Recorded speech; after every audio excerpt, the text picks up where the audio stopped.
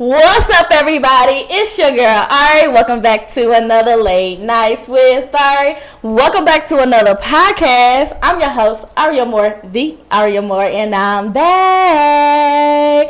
Hey, guys. Welcome back to my channel. As you can see, I have a new guest. So she's new to y'all, but she's not new to me. Yes. This is Jasmine. I'm going to go ahead and let you introduce yourself, however you feel fit.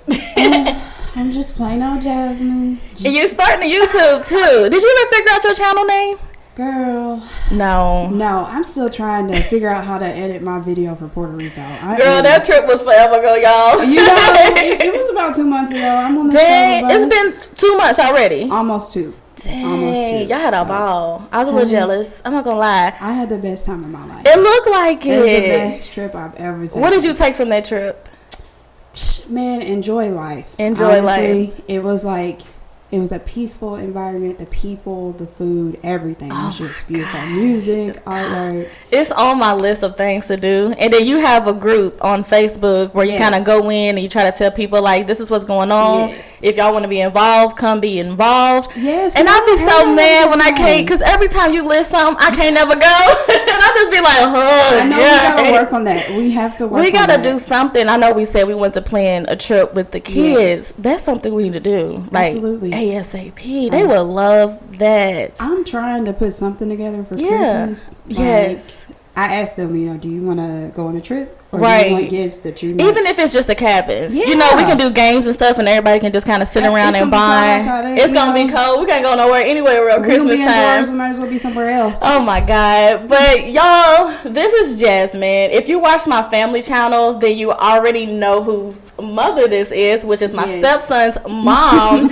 And this is just so cool to just have you here and talk, like, because we talk all the time. Yes. And when we talk on the phone, we just be going and going and going, like, kids be mad. Kids be mad. We be talking about the kids. We be talking about life. We just pretty much talk about every single thing. But for us, it did not start out that way. No. That's not how we started. So let's kind of get into some tea real quick, because I think this video is so important for, like, baby mamas. But I don't consider myself a baby mama. Do you consider yourself a baby mama? I'm a co-parent. I'm a co-parent too. I don't consider myself a baby mama, but we do share the same dad with 2 of our kids. And when we first met, it was a lot of chaos. Oh, yeah. And I feel bad because I feel like I just didn't even know you as a person. I don't feel like anybody in that situation where you have a blended family. Yes. I don't feel like it always starts off right. I mean, sometimes it does. But you know what?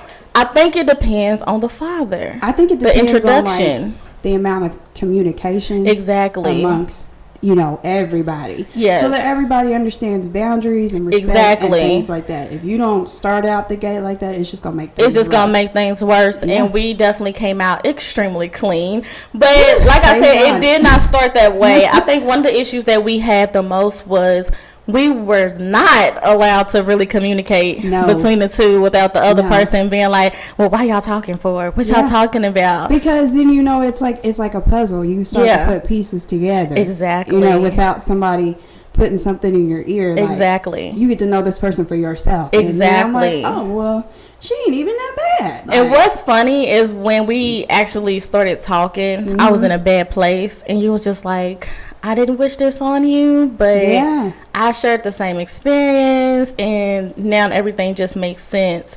Because it's, for me, I'm getting goosebumps. Like, I'm so nervous on this video, y'all. Like, because I just know we're going to unravel some things that we don't talk about publicly either of us. Like, we publicly don't just be like, oh, blah, blah, blah, blah, blah, blah, this is what's going on. But this is going to be one of those topics. Yeah, I don't want anybody to make their judgment off of a person based on my experience with them, because you experience a different person within the same person amongst different people, exactly. But for me, like, when I saw you and while you were in the midst of everything, like the thick of the woods, like, I saw a part of me who I used to be. So it was like, okay, like, I'm just gonna give her time. We have children in common with the same man. Like, I don't want to be like situations I've seen before where baby mamas don't get along. Kids don't get to grow up together. And they're not already in the same household. So why make it harder than what it has to be? Oh, Lord, we need our flowers. Yeah. So bad. so freaking bad. We need our flowers. Absolutely. When I was in a relationship with their dad, did I give you signs of abuse? Like, could you tell that it was possible that I was also going through some of the same things? You didn't have to say anything. Yeah. Your demeanor, the way you carried yourself, you know, it was like having a battery in your back. Right. Or, you know, him having the switch. You can talk, you can't talk, you know, what you can say, what you can eat, what you can do, who you can hang out with. Like, I remember one time we were standing outside your, like, apartment just talking, trying to get to know each other. Exactly. And I was smoking, right? And you were like, I'm not allowed to smoke in front of him. And it was like... Yeah. There were so many things I couldn't do that... Like, smoking was definitely one of his pet peeves. Like, and I get it. Like, if you're not a smoker, you're just not a smoker. Yeah.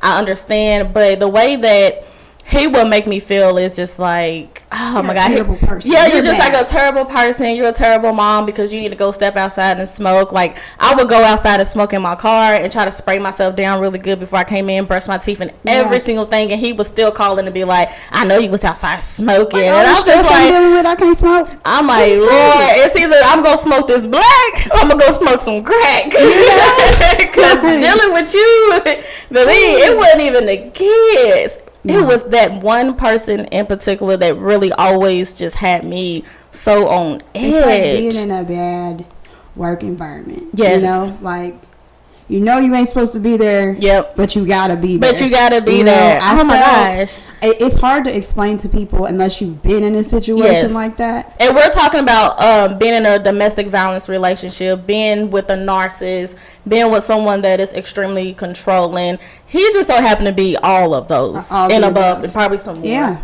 It was really hard for me, but I felt like, because I had experienced it before you know, I kind of got the beginning of it. Right. You came in after I did. Yes. And you probably caught way more than I did. Can you imagine the people after us? No, I can't, because I don't feel like somebody who does it with such ease, like not a lick of guilt or accountability, like is ready to change. Just, I'm not saying people don't change, but without like help and accountability, things like that. I like to believe that people can change, but for some reason I just feel like he is one of those that will not change. And the reason being is because at the age that he's at, no help, no counseling, just nothing, no accountability from your family and friends, just nothing. You've gotten away with so much torment. This, like, thus far, that's what I've always said. Like, I don't believe in like getting payback, because he's gonna have to answer to God one day. God gonna take care of him far better than I or anyone else ever could. You know, he's got to answer for that. But it's like, when I do something bad or something I know I don't have no business, it comes fast. I feel guilty. It is on my too. conscience, you know, and I have never felt that, you know, in his presence about anything he's done. You know, not even so much as an apology for anything, which I don't expect one, you know. I feel like if we don't receive an apology, I feel like the kids need an apology. Oh, yeah. I see so much of him in my kids sometimes, where it's like, I know maybe it's in the genes, I don't know, but they've only been away from him for probably like maybe 4 years now, and I still see similarities because they was in that environment for so long. So you have to really make a lot of adjustments coming out of that situation. Like, this is actually not okay. Yes, you witnessed it. A lot of adjustments I didn't know that were going to need to be made. Yeah. Like, when I was in that situation, like, I loved him and I cared for him. What I thought was love, you know? Yes. That was what I thought it was. It wasn't that. And I had mentally tapped out before I physically tapped out. Me too. And it's like, when he started to be aggressive toward my children, I'm like, okay, like, I could deal with it. That's one thing. Yes. But I cannot deal with seeing my kids go through this, and I'm here to, like, put a stop to this. What was your last straw? Him being aggressive with the kids. That was it for me. Yeah. That was it. Because I don't want my kids to ever go through that. Like, ever, with nobody. Especially not their father. We're here to protect and provide and educate them. And raise them. You're not doing any of the three. Exactly. So, like, it's time to step back from this and reevaluate our options. I feel like I really Oh, this is such a sensitive topic. Like, I knew I needed to be on a different path, and that he wasn't going to be able to go down that lane with me. Mm-hmm. And I was always told, like, if you want better and you want the things that God has for you, you have to let go of the things that you want. You have to let go.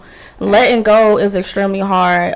When it came to the end of our relationship, so many thoughts was going through my head. My kids, my financial situation, because he was the breadwinner.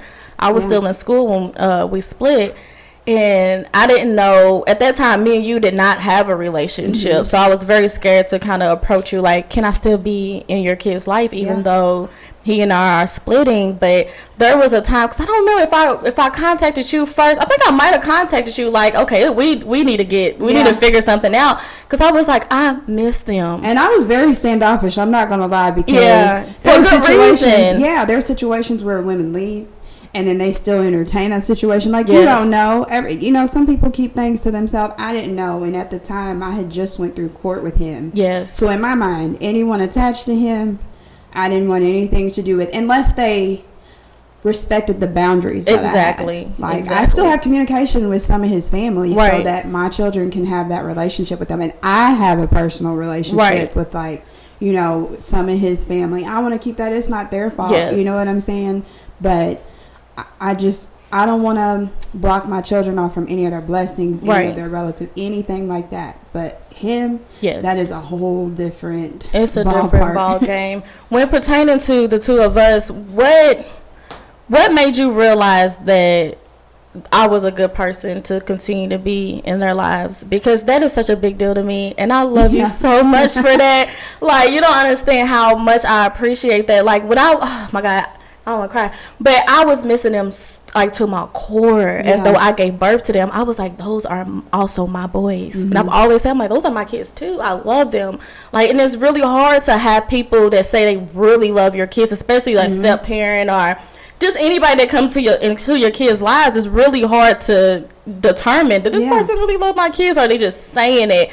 But it was in that moment when I wasn't seeing them, I was like, oh, I love them. Yeah. I love them more than I even thought I loved them. Because it's easy to walk away. I'm not in this situation. I don't got to do that. I don't got to co-parent. They don't have to know their siblings. I don't have to do that part. Their dad's not doing it. Why should I have to do it? Right. But knowing deep down that it was hurting me not seeing them, I said, oh, I have a really strong connection with those boys. And I need to be in their life. So no matter, I was willing to do whatever it took to make sure that I was present. Right. What made you realize, like, okay, yes, I think she's at least just deserving. Right. Yeah. Well, for me, it was when you came out of that situation, your energy and like everything was different. Yes. And like I said before, when you're in a situation, you cannot see the forest through the trees. You really can't.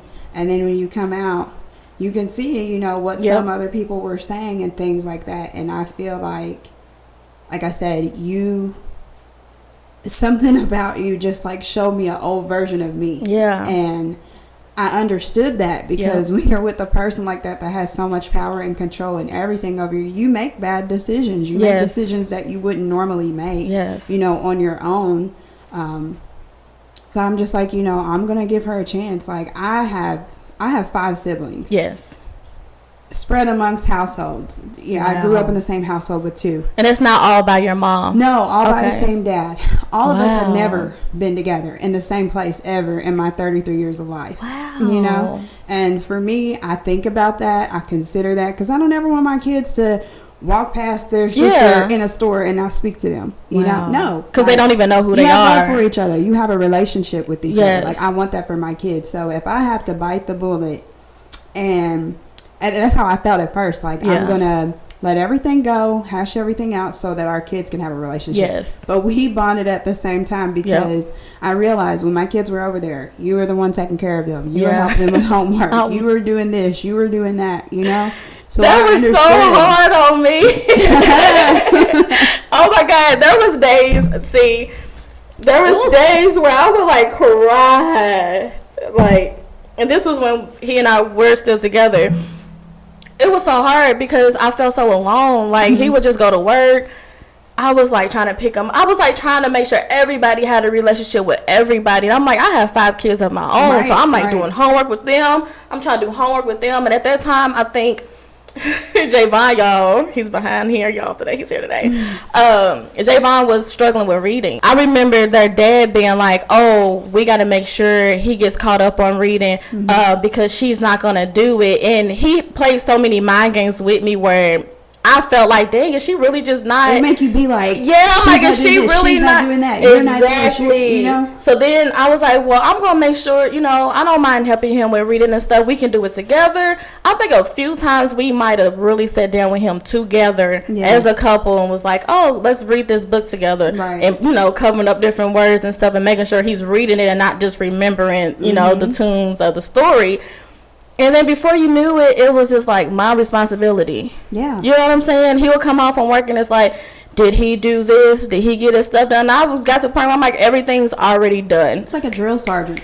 You know? Oh my God. This needs to be done. This needs to be done. That needs to be done. And then we take credit for it. Oh, he took the credit. Yeah, that's what I'm saying. Oh, okay. I was about to say, you do all this work, so much. We're gonna take you and I will take credit for this. But the thing is, had he communicated with me, he would have known. Yeah. I've got him in, you know, extra learning classes. Yes. I've got him in IEP that helps him because he does have like a mild learning disability or something that, you know, he needs extra help. He just needs extra help.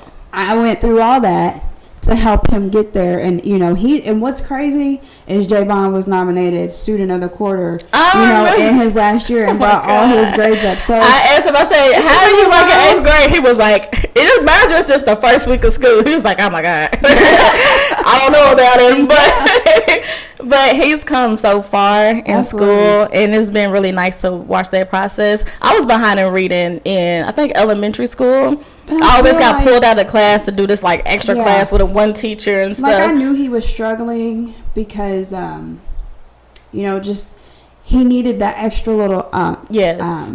He has ADHD, so where, you know, I can put a list together and be like, okay, all this needs to get done. Jay's mind is like, okay, let me start on the list. Oh, I want to go do this. I'm going to go do this. Forget all about the list, you know. So I had to like learn my son and learn how to cater to his needs, and so that he could succeed. I definitely had to figure him out. That's funny because Audrey, she's repeating kindergarten this year, and I'm so glad that I made that choice because she needs it. Like this summer, she stepped up her game times 10. But she, when she first started school, is when COVID happened. So you know they was doing everything online. Oh my God, baby girl got pick up the packets. She got so behind. It's not even funny. But I'm so confident in her this year, and I'm like, baby, you can do it. You can do it. I feel like educationally wise during COVID, everybody had a hard time. That's what her teacher said. It was a major adjustment for the kids, for the parents, for the teachers. It was too much. Everybody. But I feel like during that time, they got to connect more with their family. Yes. Like I seen somebody say the other day, when we were home from COVID, we were missing out on money. But do you realize everything you gain? What if life was really supposed to be like this? That's true. We're supposed to stay home and be with our kids especially and bond mothers. with them. Especially mothers. If I could get paid for being a mom. Oh my God. I mean, I know I set myself up, but I wouldn't mind being able to stay at home with my kids if we could still be financially stable. I could nurture them and give them so much more wisdom. I feel like that's a big part of my parenting. Yes. Anything that I learned the hard way, I want to tell my kids. Like, I know they're not going to listen to everything, but I don't want them to have to learn everything the hard way like I did. Oh, that is super true. How would you say that abuse has changed you over time? You've been out of that relationship for a very long time now. For like 10 years now, I would say. Maybe a little bit more. Yeah. In some ways, it's changed me for the better because I am cautious. I'm more aware of people's energy and their intentions. Yes. I don't just, you know, when you start to get to know someone like dating wise or whatever, I don't just ask them, what's your favorite color? How many kids do you have? And this and that. No, I want to know depth. Yes. What is your co-parenting situation like? Exactly. I want to see how you deal when you're upset, when you're frustrated, when finances are crazy, because if you're going to be my person, I need to know how you move. You need to be my person completely. You know, I don't want to be scared in another relationship. No. I feel like the relationship I'm in now, has been one of the most open relationships that I've ever had in my entire life. Yeah. I mean, even before him. I won't tolerate a lot, like red flags. Just you got one, and I'm like one red flag. You got one red flag. Now I'm not gonna say I was completely like, not ignoring them after that, but like anything that gave off aggression, exactly, or if somebody got out like their tone changed with me, exactly, I'm done because even over something light. Yes. Because if you're like this over something light, I can only imagine what you are when you're fully upset. I don't like, even though I've been out of that like 10, 11 years now, I don't like for people to stand behind me. Mm-hmm. Like, I don't like that at all. Yes. People, like, try to hug me, like, out of nowhere. I, like, flinch. I'm really awkward with hugs, and I wonder if that's, like, a trauma response, because I feel like I used to be a real big hugger. Like, I barely even hug you. Like, I naturally hug the kids. I'm like, but when it comes to, like, adults and stuff, I usually don't want them. Yeah, like, hey, I love you, but, like, when people reach for hugs to me, I be so awkward now, like, oh, my God, what are you going to be doing? You going to wrap your hand around my neck and strangle me? Like, I was gonna be noises, anything that's a big like trigger. Has me on alert. That's a big trigger. I feel like I still have PTSD from it. I went through counseling. I have like anxiety. Yes. Terribly. I have anxiety so bad that I probably don't even acknowledge my PTSD as much as I should. I get anxiety when I see a similar car. I start freaking out. I'll be like, is that? Oh my God. I don't even know what kind of car he drives, where he lives, anything he does. Like, honestly, he changes cars so much. He probably got a different car. To me, because he's not involved in the kid's life. So it was just like a clean slate after that. And not that I wanted that for my kids. Yes. Because I want them to have a father. Exactly. And they do. Yes. It's just not him. Exactly. But that goes to actually one of my questions. How do you feel about, well, we're not going to say names, but I already know who you're talking about. How do you feel, what's a better way to put this? Do you feel like they're more affected by not having their bio dad in their life, or do you feel like they benefit better not having? Like, with and without the person that is in their life, like, how could you see that affecting them? I feel like they benefit better with him being in their life because his aura and his energy, his aura and his energy, it's completely different than what they're used to. Oh my gosh! Like, they get to see a man in a different light, just like with you and your man. Like, they get to see a man be calm and take care of his family and things like that. Like, me and my daughter's father, we're not together right now, but he is a hell of a dad. I love the way y'all co-parent all my kids. Yes. When he came in, he wasn't so sure he wanted to be in a relationship with somebody with kids. Oh, really? And we like... Well, I just found out that Taryn felt the same way. See how things we did a video, and he was just like, only reason why I stayed, probably not quote unquote, but he's like, the only reason why I'm here is because, you had it down pat, but 5 kids. But it's like, when you say things like that out loud, I always tell myself, I will not say what I will not do, because God will be the first one to be like, oh, you want? Yeah. I'm going to show you. In your life that is so funny. I feel like I know he's a good person for them. Yeah, he like, really I is. love him so much. Like, and we've had these talks where I'm just like, I really love him for you, and I know the reasons why, and I can respect that. But I just see him just being here until we like old and gray, and just being like, he's still right there. Like, relationship wise, if we were to ever get back together, we have a lot of work to do. Exactly. We already have work to do as co-parents, even though we co-parent very good. We still have our moments, but if I want to give my children any type of example, and if our co-parenting example is better than our home life, then I would rather just show them that. I don't want. That's true. They've already had enough bad examples, and I feel like I've had to backpedal a lot, and try to help them with coping mechanisms, how to deal with things, their emotions, their triggers, things like that. Like, I have the boys in therapy, but I feel like I came from a household where I didn't have both my parents, and I didn't really have a relationship with my dad till I was like 18. Wow. And I had to learn him on my own, because there were a lot of things like, put in my head, he's this way, he's this, he's that. Do you feel like he's completely different from what you was told? Like, I but didn't maybe that's because you're older too. Yeah, and I can see him and know him for myself, and if my kids choose to do that with their dad, that's on them. I've never talked bad about him to them. I've never talked about the things that I went through with them, the things they went through with him. when they were younger. Now, when they were older and things happened, they were present and aware. When they were younger, they don't know any of that because I don't bring it up. Like, I don't want that to come back to me for trying to be like this, and that, and me trying to have a good relationship with them, and then it flip on me. No. There was a conversation that we had together about one of the times when me and him were living in one household, and I guess one of the kids came home and was just kind of like, look, this is what he be over there doing. Yeah. How does you feel in that moment? I stopped all communication at that point. Yeah. I honestly went and hid. Yes. I went into hiding for a couple You did. weeks. I was just like, what? See, I didn't know they said anything. Yeah. You know what I'm saying? I've never sat them down and was just like, oh, don't go home and tell your mom or anything. Let me tell you, I feel like my kids were so scared of him, they thought that if they did tell me, they didn't feel like I would be able to protect them, or they didn't know what would happen, the repercussions, or if I said something to him, then they're going to have to deal with that afterwards. So, did you have a moment where you were just like, oh my gosh, she's literally, her and her kids are over there, but I can only protect my kids. I can't help you right now. I got to help mine. Yeah, so we were on our way to go to my job at the time because I worked at like a in living facility for older people. Right. So, it was, we were going to go and do activities with them. I would go and paint with them or, do flowers, things with them on the weekend. And I'd take my kids because a lot of people don't get to visit them. That's true. So I didn't tell the kids. I'm like, it's a surprise. And they start crying and freaking out. I mean, hysterical, like someone had passed away. And I'm like, what is going on? Wow. And, they were like, this is going on. This is happening to me. This is what's going on. So I immediately went home, packed our stuff, and we went and hid. Oh, you didn't even stay at home? No.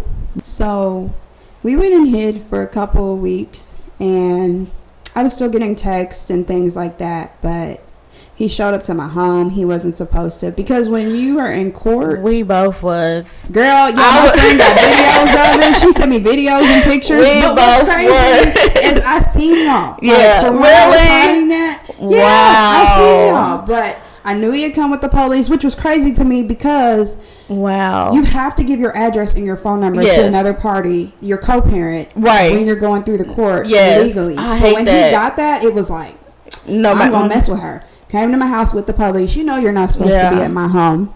So, and what's crazy is we went to court for a child support order, and that's when he started me with papers for custody of the boys. You want to know what's funny? That's the same thing that happened with me. So when we had first split, he had first wanted me to be on child support, right? He ended up being on child support. Girl. He ended up being on child support. And the amount of money that they kind of approved us for, I felt like it wasn't helping me basically because at that time I had them in cheer. It was just so many expenses that I was trying to get them into just to kind of get them out of the house, change their scenery, change their routine up. So you modify your case, I think after a year or so, something like that. He had not seen them for a whole year. I went to modify the case and I was like, I just need to increase it. I was like, I don't care if it's just an extra $20 a week. Just that little bit would help me. Before you knew it, I was getting custody papers and stuff, and I was like, oh no, you can't get my kids. But I feel like for him, like that's his way to mess with us because he doesn't really care about spending time with them or doing things with them. Oh no. He knew that if he said he got more days with them, that is less money that he paid. And he would switch jobs, you know what I'm saying, so that he didn't have to pay. He came over one day in his uniform. I turned that in immediately. He was like, you caught me, didn't you? Yes, I did. Yes, I absolutely did. I did. But to go back to our last court case, after him showing up to my home and everything like that, I had my attorney, when we went back to court, I said, no, like, I want my kids to talk to the judge. They're old enough to talk to the judge and tell the judge what they told me. Because he's telling them, she's putting this in their mind. She called these people on me. She did this, she did that. To the kids. Which I did not. My kids just came out and told me. So after everything, my kids talked to the judge. She put a no contact order out so he couldn't contact me or the kids. I finally went back home. And I was still scared. Even though this man is not supposed to contact me, I was scared. That's how I was when I was still at Riverside. I had to leave. Yeah. I had to leave. Like, even while he was in the relationship that he's in now, what was that just dropped on me? I think it was one of your jewels. It's okay. Girl, I'm about to flip this whole desk over. And speaking of Riverside, we lived in the same neighborhood.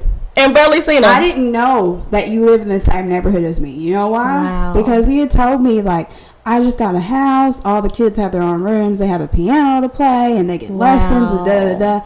And next thing I know, I found out a couple weeks later, y'all in the same neighborhood. And that's the thing. He could have benefited from that. Both my children's mothers are in the same neighborhood. All my kids are out here. They could have played outside together. Got along together. You know, we didn't really have to coexist. The kids could have had that. Exactly. But he did not want that, you know? Exactly. And for me, that's when my anxiety was like, it's time to go. Because the person who did so much to me that I had just like built myself back from, and I'm at peace with myself. You're here to disturb it. You don't have to talk to me. I don't have to see you, but I know you live here.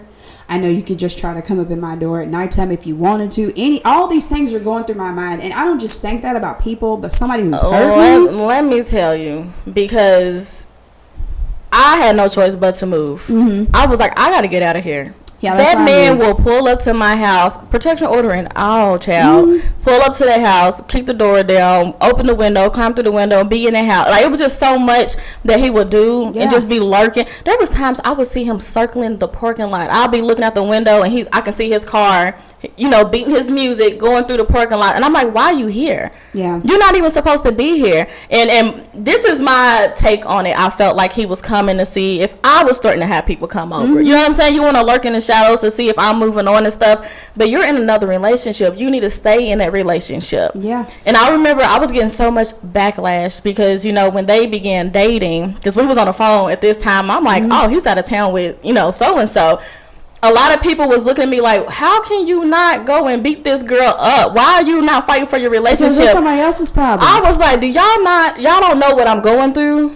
And I was not talking about it at the time, but in the back of my head, I was like, man, he's not hitting me right now. Yeah. He's not yelling at the kids right now. Yeah, every time he's gone, I could breathe. He was getting to the point where he was doing overtime at work, but he was really going to work and spending the night at her house at nighttime. Mm-hmm. Oh my God, best sleep I ever had in my entire life. It got to the point where one day she was calling his phone and her picture came up. I said, oh, they must be getting serious. You know what I'm saying? Even though we still together. The picture, the name in there with a heart. Girl, I seen that. And we sat down and had a conversation. I was just like, reverse psychology. Yes, I did. If you ever watch this video, I did reverse psychology on you because at this point I learned him. Mm-hmm. I was like, after a while you tend to do that. You tend to learn them. So I sat him down. I was just like, I think you deserve to be just as happy as anybody else. Mm-hmm. If you feel like you want to leave and pack your stuff and just see where this relationship takes you, I can respect that. Yeah. I'm here for it.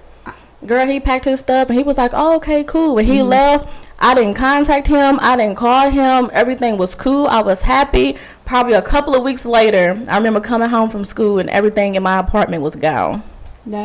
He came and cleared my shit out. But you know what? I started over a couple times because we had a couple places together. We had a couple cars together. I let him have the cars. I let him have the apartment, everything in it, because if that's what takes you off my back, then take it. I got to the point where I said take it all. I mean, we had 2 cars together. He gave one to his sister, took the other one and let it get repoed, and went and bought another car for himself. Left us with nothing. These stories from you because I swear everything you went through, I went through before you. He just learned how to switch it just a little bit. Just a little tweaking here and there. You know, she did this before. Okay, well, let me do this so she can't do this. Exactly. You know? He definitely put a hurting on me, man. I was about 16, 17 when I met him. So, you know, I was young and impressionable, and I already had a rough relationship with my mom.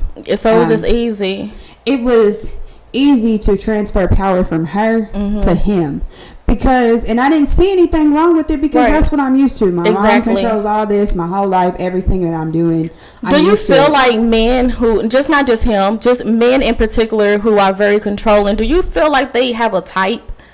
Like they pick their women wisely? Yes. But you can see my insecurities. You can see that, you know, all the little flaws about me, the things that I let people say to me or get over on me or whatever, you can see that I let this person do it, so why wouldn't I let you do it? Yeah. Yes. So from my experience, he came into my life as though he was saving me. Yeah. I was actually locked up, y'all, when I met him, and it's too funny because my family wasn't coming to visit me in jail. I had lost custody because I got locked. You know what I'm saying? It's the whole process. I lost custody because I was in jail. Let me save you and make your life better and just love you. One time I had a visitation. I've never been called for a visit before, and I was like, oh, maybe my mom's coming to tell me what's going on with my kids. Girl, I go in there, it's him on the camera. I was like, what are you doing here? Mind you, I was best friends with his sisters. Right. So why are you here? Which is crazy because I had been around them for so long. Yes. And I had never, but you just don't know. You know? So when he came, we had a good conversation. He took me away from just being locked up. He took me away from one hurt and put me in another after you made it seem like it was peaches and cream. But it wasn't even so fast. Like he came. When I got it, he actually bonded me out. I don't know if you knew that or not, but he bonded me out, and that just wowed the fuck out of me. I was just like, oh my God, I got somebody that's going to have my bag. Okay. Yes. I had to follow child services orders in order to get my kids back, like find me a place to stay, furnish, make sure they got bed. You know the whole nine. Yeah. So I had to do all of that, and he was there for me. He really was there for me. And then I got pregnant. Like he does that, though. Yeah. It's like he knows. All right, you're going through this rough situation. It's like a Jekyll and Hyde. Yes. Let me play my part for so long. And then once I feel like I've got you in my grasp, as soon as you do something, I'm going to let have on I'm your going ass. to let you Like, honestly, things were good with me and him till I was about, 18, right? So that was a couple of years. It took us like 2 years. So he worked, he got a really, really good job. Yes. Right? Environmental stuff. Yes. And then he got in an accident. And that changed everything. You couldn't do that for a while, things like that. And it's like something, in my opinion, something in his mind switched so quick. And he wasn't the loving, caring, providing person that I knew, you know. And that's what they say you want in a man. Yes. And I feel like he knows that. So he played off of that. And then everything else came out. Yes. And then we started working at the casino together. We worked in different places, but we worked the same shift and stuff. And I remember it was January of 2009. I only know this because this is when I found out I was pregnant with Javon. Wow. And he got mad at me for something. I can't really remember. Gosh, I'm getting goosebumps thinking about this. And he drugged me down some steps, and that's why I don't wear acrylic nails that anymore, because on the steps it's got that rail thing. My nails got caught, bruised my fingernails. I left the apartment walking. We shared a car. I tried to go to the nail shop, get it taken off, couldn't get it taken off. The same week, or I went to work that night and I told my boss what happened. She sent me to my mom's house, and then my stupid ass went back home because we were on the same lease together. I ain't trying to break nothing, then I found out I was pregnant, so I'm like, okay, maybe things will change. All in the same time. Yeah, I lost my job. Well, I had to leave my job because I had hyperemesis when I was pregnant. So it's basically morning sickness all day long. Wow. Every day. Wow. So I relied on him to take care of me mentally, physically, emotionally, financially, everything. He took care of me financially pretty much, but everything else, it was just whatever. Yeah. And then after I had Jay, 3 months later, I found out I'm pregnant with Brandon. Wow. Then, that's two extra mouths to feed. That's a lot of extra bills. Everything's on him because I still cannot work. I've got nurses coming in at home, taking care of me. I was ill. He had to give me medicine. My mom had to give me medicine. And, when you give medicine, anybody that knows this, you're supposed to give it slow. Right. You know what I'm saying? So there's no air bubbles, nothing. He would pop my stuff in like that. And I was on Phenergan and Zofran and things all day. So I would sleep all day, but it's you could have killed me. You could have really done something bad to me or your child. I got abused when I was pregnant. He tried to take my kids from me. Oh my. I went through a lot with that person. And I regret some of the decisions and things I made while I was in it. But who has made me today? Had I never went through that, I probably never would have seen it for myself and known that this is not for me. These are not the type of people you need to be with. I wouldn't see the things I see today had I not seen what I saw. Love now. Yeah.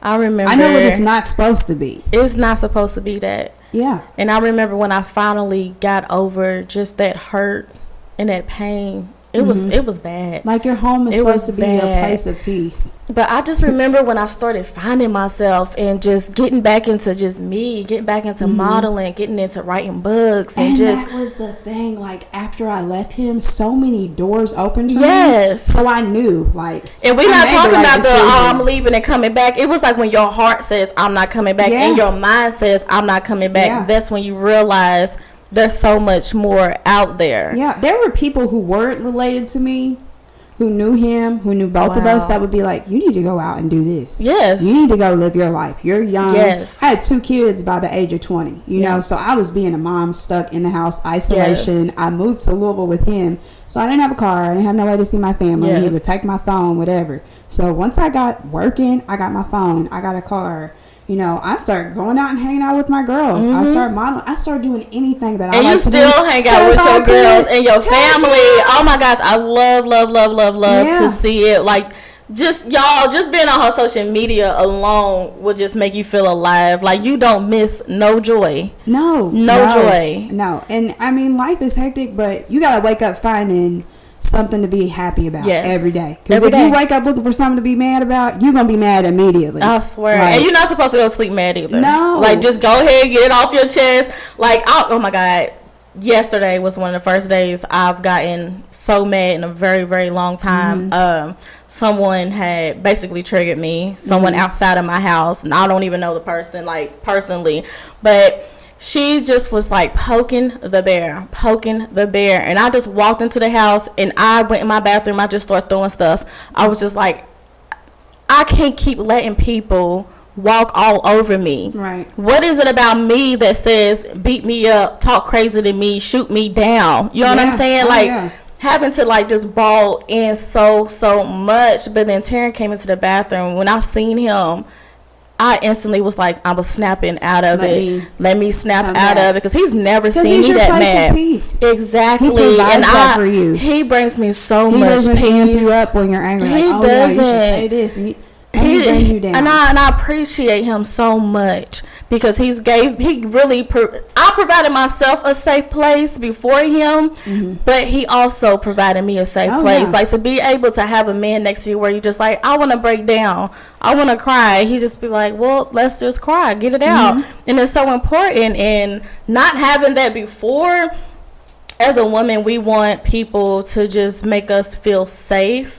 And when you come from an environment where you just never felt safe, and when you get it, sometimes that can be really emotional. Yeah, and it can be really emotional. Like, is this normal? Is this okay? Like, this is. And I'm just a few years coming from it, and I'm still learning. Yeah, I'm still learning. I have so many walls up. Yeah, and I don't even want these walls up no more. I've been in a couple relationships since then, and I've learned a lot of things. Like, even in those relationships, I see where I fall short. Yes. I see where my past trauma comes into play. You know, and it doesn't even necessarily have to be. I've never been in a domestic violent situation since then. Absolutely not. That's good. You know, when tempers flare and things like that, like, sometimes I have to tell myself to calm down, because I used to be so quiet. Now I feel like I have to have such a voice. And I'm like, you know, it's okay. Like, calm down a little bit. It's, you know, because we didn't have a voice then. Yeah, so, you know what I'm saying? It's just like somebody like, I got to overdo it and make up for it. Oh my God, he did so many things wrong where I feel like I would just sit and just talk shit in the back of my head. Whereas now I'm like, I don't like that you did that. Yeah. What was you thinking of? You know, we were more vocal now. Oh, absolutely. And I love it. I definitely love it. So let's just kind of, and this, y'all, just FYI, this video is not to bash an individual person, because I feel like no matter how you treat people, I think everybody's deserving of love. Everybody's deserving of respect. But seek help. If you're somebody that you feel like you're mentally drained and you take it out on the wrong people, seek help, because it does affect people.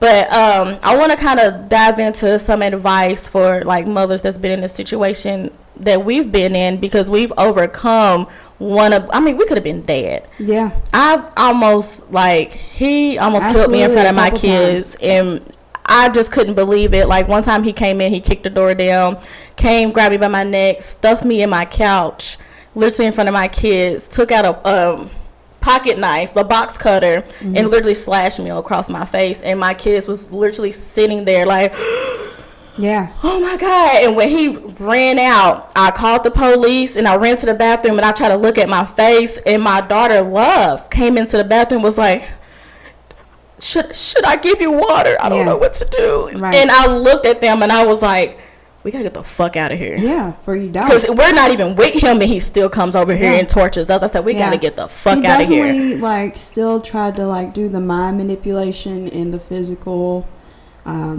altercations, like, after we broke up. Like, we got a car together and then he got another car. Right. So I kept the one we had together. Right. I'm not living my life having fun. He has the kids on some days, so he came over and took my keys and stuff. So when he walked out, you know, I'm trying to be an asshole back a little bit. Right. And knock his glasses off his face from behind.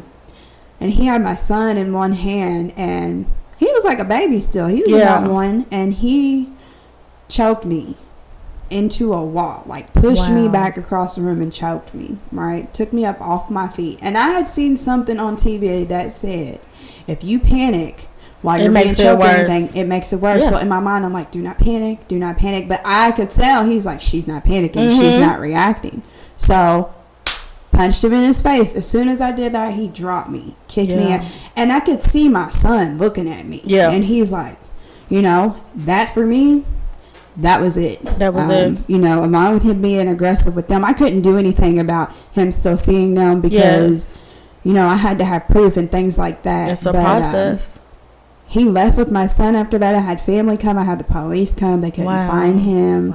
And I was just like, this is never going to end. I need to move. I need to change everything. And it was scary. It was scarier not being with him than it was with him. Because when I was with him, I'm like, I could see him. I can see if he's in a good mood or a bad mood. You know how to call his moves. Yeah. Yeah, it was definitely scary. And like, I always knew when he was coming home from work, he was gonna have an attitude. You know what I'm saying? So there would be days where I'll try to like lighten the mood when he come in, or on his way I'm sending text messages like, oh, can't wait to see you. Hope he's about to have a good day when he walk in this door. I want to catch your vibe. But nothing really worked. You know what I'm saying? Like, if he had a bad day at work, we was gonna feel it when he came in the house. You know, I never really spoke on this, like, even to a lot of people who know me, like, they would not know that I went through any of this because I don't talk about it. Exactly. I don't bring it up. I don't ever see him, you know. So, and it's like, it's kind of scary because at the same time, like, I'm trying to protect my children. It don't have nothing to do with him. Like, I don't want my kids to know that. I don't want them, you know, to hear it from me. Like, if they ever came to me when they got older, like, can you please explain or tell me your side? In better detail. Tell them, you know. I don't just go out and bash him or anything, but it's like, there's a lot of shows and things right now where it's like, this is normal. Right. Krishan and Blueface. Oh, yes. They treated, like, I watched that and got goosebumps. Can you imagine what their baby is going to see? Fight. But right now, I feel like she's sober. Her mind is she clear. Is coming into herself. Y'all, I don't know if y'all familiar with Krishan Rock, but I'll try to, like, tag something about her down below. But I mean, I watched living under a rock if you don't know. You definitely do. You definitely, for real. She went on live probably a couple of days ago, and she was just talking about how happy she is that she's in her own space. And I swear I felt that. She was just like, when I lived with Blue, you know, he would make me mad and he would do stuff, and I would feel like, oh, I don't have no say so because I live with Blue. You know, it's his fault. She said, so I would just go and get drunk. And she was like, everybody on the outside looking in was just like, oh, she's a drunk. All she want to do was smoke and get high. And then she was like, y'all, that's the only way I could numb what I was really feeling. But it's like I felt that. The people who are judging her, they probably ain't been through it. Some of the people who are judging her have been through it. Exactly. So have some grace for her. Have some grace. You know what it's like to, even when you know you're in a rough situation or a situation you ain't supposed to be in. You love that person. That shit has a hold on you. And I feel like a lot of people confuse love with lust. Yes. Like, you don't really love them. You're infatuated with them. But if we don't know it, like, growing up, there's a lot of single households where we didn't get to see our mothers be loved a certain way, and our mothers would tell us, you know, our dads are bad for this reason or this reason. Thank God, thankfully for our case, our kids unfortunately got to witness certain things because not only were we abused, they also was abused too. So as they grow up, they may say now maybe like, well, why can't we go, you know, I still love this parent, but as they get older, they're going to be like, well, you know what, I get it, it makes sense. Like I didn't grow up in a domestic violence household, but my mother wasn't loved properly in front of me. So I didn't know what that felt like, what it was supposed to feel like, what it's supposed to look like, anything. So, you know, I had to learn the hard way. Now, I did see some people who, you know, it wasn't a perfect relationship, but it had good things about it. So I took from them. And then even in my previous relationships, you know, they're over or whatever, but I took something from it. Like, at least I know that I can, you know, I can feel this way, or somebody can do this, you know, things for me. When I look in a relationship, what can you do for me that I cannot do for myself? Exactly. You know what I'm saying? What can I do for you that you can't do for yourself? To help you, you know? And hopefully my next one's my last one. I swear. If not, I'll just, you know, have houseplants and, you know, live it up. What advice could you give to someone that is in the beginning stages of domestic violence? Leave immediately. I know it's a lot. I was about to say, but you know, leaving is super hard. It's a lot harder said than done, but let me tell you, the more time and feelings and anything that you invest in this, the harder it's going to be for you to go. Yeah. You know, I wish I would have, you know, left beforehand, but then I wouldn't have my kids, you know. So that's why I was there. There were so many situations where I felt like I could have left, because there was times where we had gotten into a fight and probably went into the store. There was a time we went to the store, right? I had a black eye, and I always wear glasses because I don't wear glasses when I record, but everywhere I go I got my glasses on because your girl can't see. Right. And this man was in the store and he was just like, "Ma'am, are you okay? You know, do you and need you could have said no." I said no. I was like, no, I'm fine. I'm fine. And sometimes I look back and I'm like, there's so many occasions. Yeah, like, why did I not say nothing? So I feel like, yes, leaving is hard. I stayed for so many years. I have 2 children by him. I have 3 children that are not by him. I stayed for so long, and I feel like I missed several opportunities to just say, I need help. Yeah. I need help, whether it be a school teacher, whether it be just a friend of the family, just somebody. So if you are afraid to leave, I think sometimes it's better to say something to someone, whether you leave or not. Because I watched a story not too long ago, and this lady was telling her family, after being in a relationship with her husband for 10 years, she had called her mom one day and said, I think he's going to kill me. Her mom, are we good on time? Okay, go ahead. So she had called her mom and she was just like, yeah, I think he's going to kill me. So her mom was like, so-and-so? Like, no way. You know, are you joking? She didn't take that conversation seriously. Right. You know what I mean? Well, a week later, she died. He went to her mom's house when she was over there visiting her mom, trying to leave. Went over there and shot her in front of her kids. Yeah. And killed her. Yeah, I feel like a lot of times people don't say anything to someone because they don't know if they're going to go back. Then you have to deal with that judgment. Or when you tell somebody, you don't know how they're going to react to you. Or they expect so much out of you that you wouldn't. Leave now. Get up and go now. You wouldn't put yourself in that situation because you're not like that. Like, you're better than that. Yeah. I may have felt that way before I got in this situation, but while I'm in it, I don't feel that way. I remember I was a warrior. I was like, I'm not going to let no man put their hands on me. Oh, I'm about that life. I'm a fighter. And that's what I say. People always say what they're not going to do till you're doing it. When you love someone and they do something to you, it shocks you. Yeah. And then you hold on to that person that you knew before. You know what I'm saying? You're like, oh, but he's a good person. He's a lover. He does a lot for me. Well, maybe I just caught him on a bad day. Yeah. And then it happens again. Yeah. And then you continue that cycle of, I want that old person back. I'll do anything for that old person back. But I just feel like, just speak up and say something to someone. Don't worry about if you're going to be judged, because you never know how far it can get. And somebody needs to know what's going on with you. Initially when I farted, it's the wine. When I started, I'm about to finish, okay, I need to stop. When I started to feel like, okay, it's time for me to do something different. One of his family members helped me, and in my mind it was hard to leave him because I felt like I was leaving, you know, what had become my family, you know, and they're like, you know, you don't deserve this. I had caught him talking to another girl. Wow. And she was like, you just need to go find you another Just one. leave. Don't worry about it. Just that easy. Yeah. And then there was one time, like, he got mad at me for something. Instead of us fighting, which I was thankful for, he tried to put me out of the apartment. Wow. So, but one of his family members lived down the street. So I ran over there and called the police, had the police bring me my kids. Oh, I think I remember you telling me. Yeah, so I remember that. I ended up telling some of his family what was going on. And they helped me, like, you know, tell me, you don't deserve that. You don't have to go through that. Like, this, you can stay here, you know. And I was so thankful for that because, you know, I was embarrassed to talk to my family about it. I didn't want them to see me in that light or think I was going through that. Exactly. And, you know, now I have kids in the situation. You know, what am I supposed to do? I'm not working. I have somebody who's sitting here telling me every day, you ain't working. You're a piece of shit. Yes. You know, ain't nobody going to want you. You're young with this many kids. Who's going to want you and this and that? Y'all, I got these little shorts on. I can't. It's like, what? I hate being thick sometimes. Yeah, thick. I wish I could have them problems. This is one advice that I want to give to just women in general. It doesn't even matter what kind of situation you are in.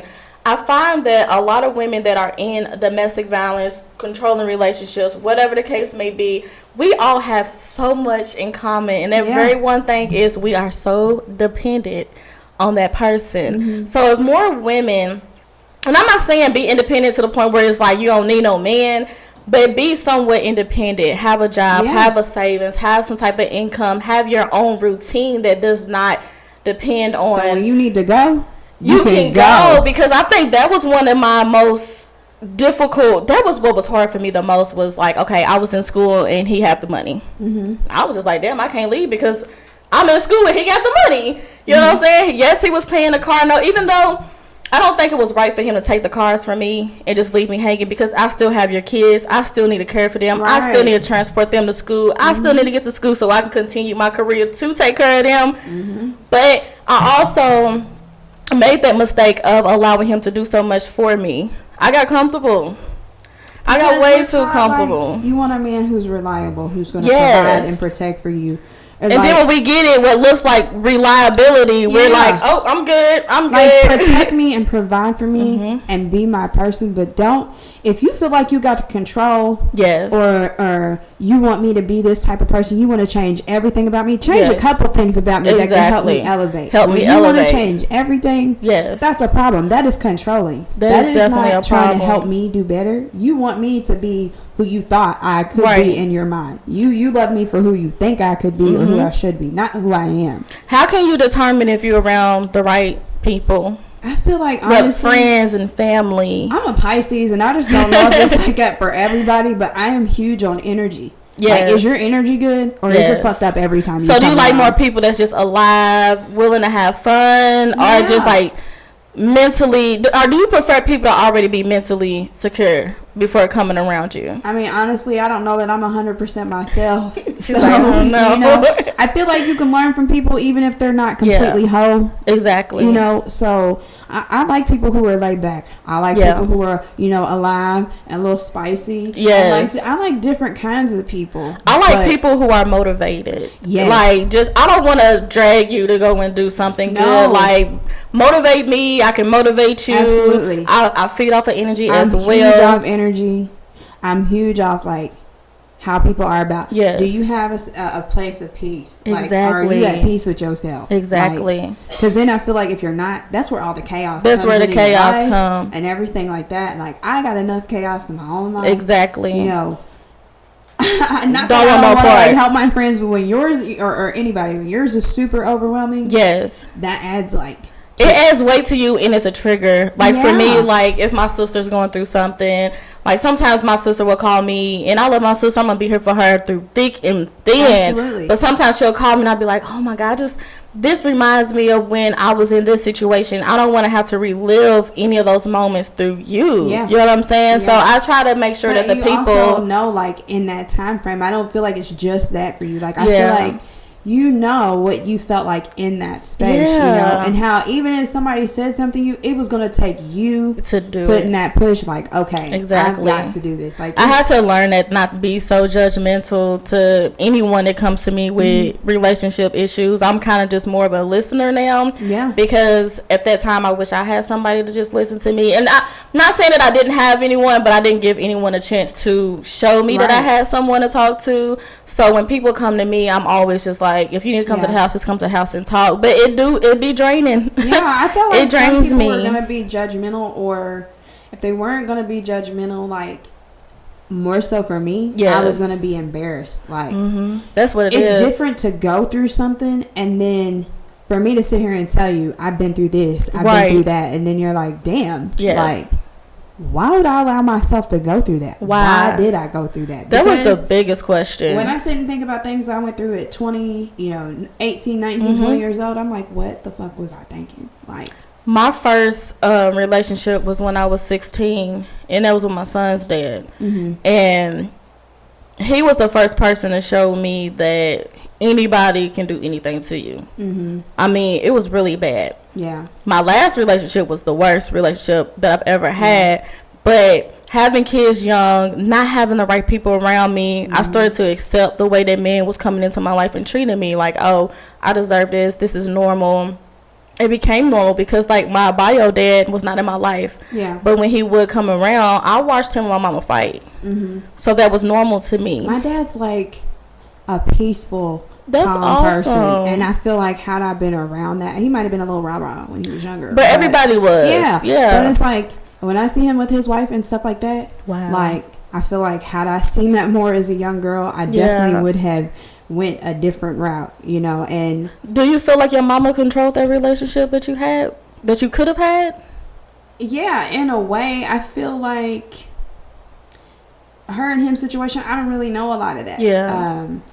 But I feel like she gave me certain opinions or how she felt about him, and wanted me to have those same opinions, mindset on him. And I did for a while until I got to know him for myself. And I'm like, damn, like, you a really cool dude, And heartbreak can do that to you too. When you feel like you love somebody and they break your heart, and then you have kids by them, I think that's when a lot of women become bitter too. I see a lot of bitter moms, okay? And sometimes I'm like, you do not have to act like that. Yeah, and honestly, when he and I split up, he had dated other women, and I would be like, how the hell is he in a relationship being happy with people? I know. How does he get happiness? But then you got to consider the person that's really in that relationship. Right, and then I'm like, hold on, I had to remind myself, like, you didn't give me more than this. So I know damn well you ain't up here. She might get a little bit more because you might have to tweak some things a little bit longer. Yeah. But you there. You haven't done the self-work to elevate yourself. You know what I'm saying? So I don't feel like he was ever going to give anybody more than me. And I didn't want that for anybody. But it's like all the women that he pretty much dated up until now, because I don't know his life, like, the new life.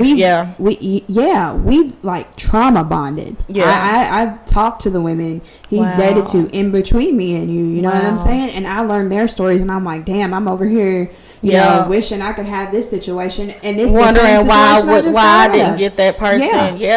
I really learned from just talking to you previously not to be fooled by the pictures. Like, we fooled a lot of people by our pictures. When I found out you were pregnant with your daughter, like, I'm hoping you say what I want you to say, because that was some weird shit. Girl, I was so hurt because I found out it was a girl, and I really wanted to have a girl. And he used the name that we had picked out. So I'm like, anytime like anything happened that I found out about, I feel like that was a target to you. I remember when you told me that we was on the phone. Because why else would you do that? He was so like, okay, so two of my daughter's name is Love and Queen, and he was just like, I don't like their names, and I was like, I love their names. He's like, well, just let me name Alora. You know what I mean? I can say my kid's name.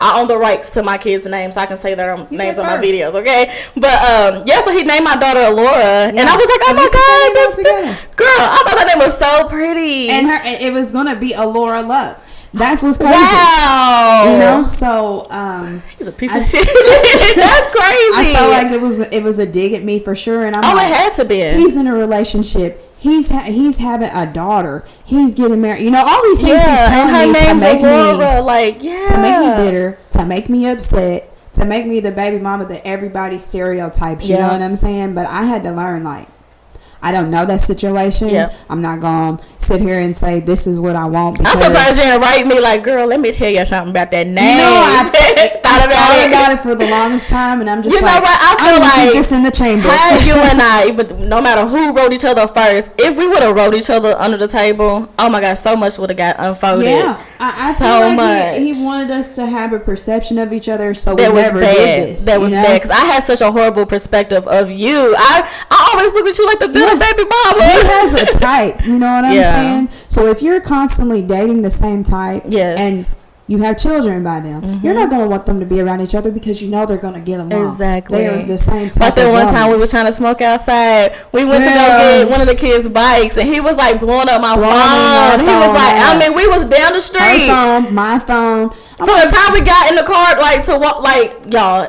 He was blowing the. He could have walked. I'm not saying one phone call. I'm talking about he kept calling to the point where look. And I told you, was let's just go back. I told you, I said this is because he doesn't want us to have any time together alone. Exactly. To where you can tell me anything and I can tell you, and the math is mathing between us. He never wanted we wasn't even on it. No, we was just let's just go smoke. Let's go grab this bike. I could tell.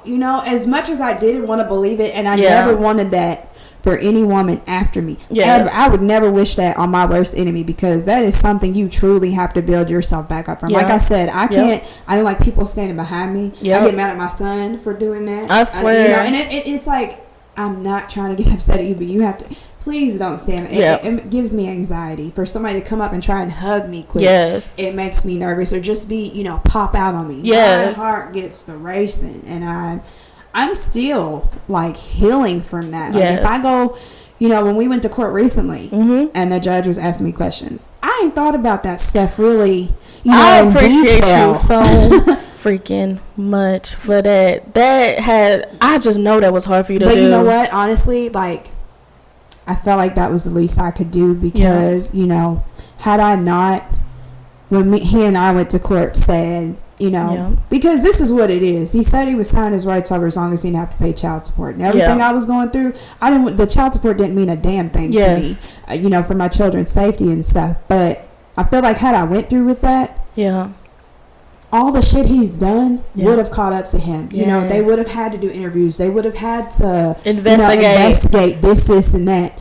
And I feel like had I went through with that, that would have followed him. So the least I can do is come to court, and it's in a different state. They're not going to look at paperwork from over here. Right. The least I can do is come and tell my story, what happened to me, what I know, what happened to my children, things like that. I don't want my children to go. Because it was in that moment, the judge was just okay. Yeah. And I needed that so bad. In and out of court for a couple of years, and I got to the point where I was just if nobody else stands up and say that they had the same experience that me and my kids had, my daughters would probably have to go back and maybe never make it out.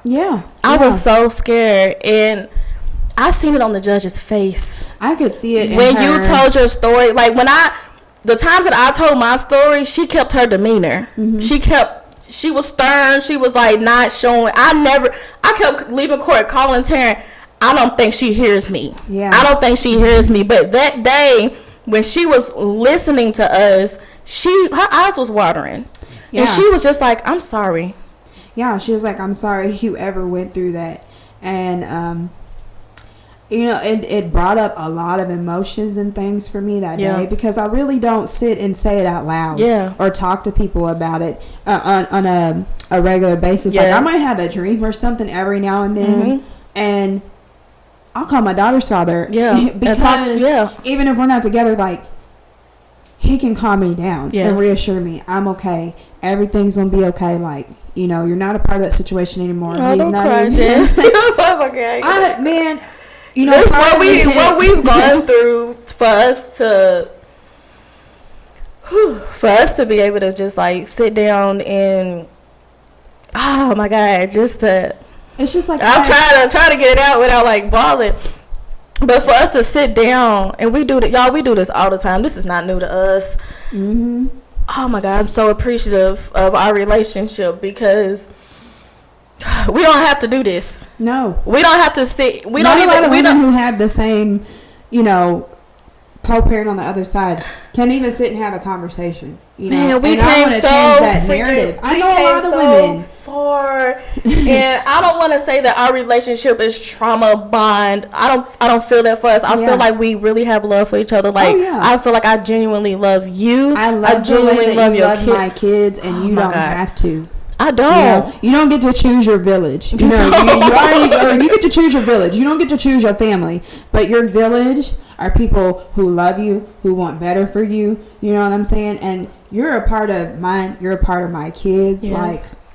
And I feel like I've already showed them, rough examples. Yeah. Anybody who can come in and show them love and light, who can help educate them, who they can possibly show them things. I try not to overstep on you either. So hopefully I'm doing a good job. Yeah. Like they don't call me mom. They don't. Yeah. I do say like stepchildren, so they anybody on the outside can know their mother is. And they'll say that they'll be like my stepmom, and then somebody's like, wait a minute, that's their sister's mom. Yeah. She's still their stepmom because you play. I understand. Like the role you played in their life, and you helped me. When they were, like I said, when they were going over there, they were in your care. Yeah, I know how he was. And another part of me is like, I don't like to talk about him, even though I have a lot. Yeah, just now, but it's like I wasn't necessarily trying to protect him. Yeah. But I wanted to protect my kids from the situation as a whole. Yes. I didn't want to upset his family because I still have love for them. But at the same time, like, this is part of my story. Exactly. This is what I went through. And if I can help somebody else not go through that, because like I said, shows and stuff, they glamorize it right now. They do. That Krishan, she out here going through it and pregnant by this man, and she's making a lot of money. So they make it look glitz and, glam and things like that. I ain't got all that. Okay. Yep. You don't want to go through that. If I can help if you ever start to see signs of anything, manipulation, narcissism, control, isolation, any of those, you check off. And if you see it, if you see it in someone that you love too as well, I know that isolation is one of the biggest ones because I step back from family, I step back from friends. I just people away from you and telling you what's right from wrong. Exactly. If I tell you the grass is blue, it's motherfucking blue. Yeah. I don't give a damn if you go outside and you see it yourself. Yep. I said it's blue. Yep. And that's what color it is. Mm-hmm.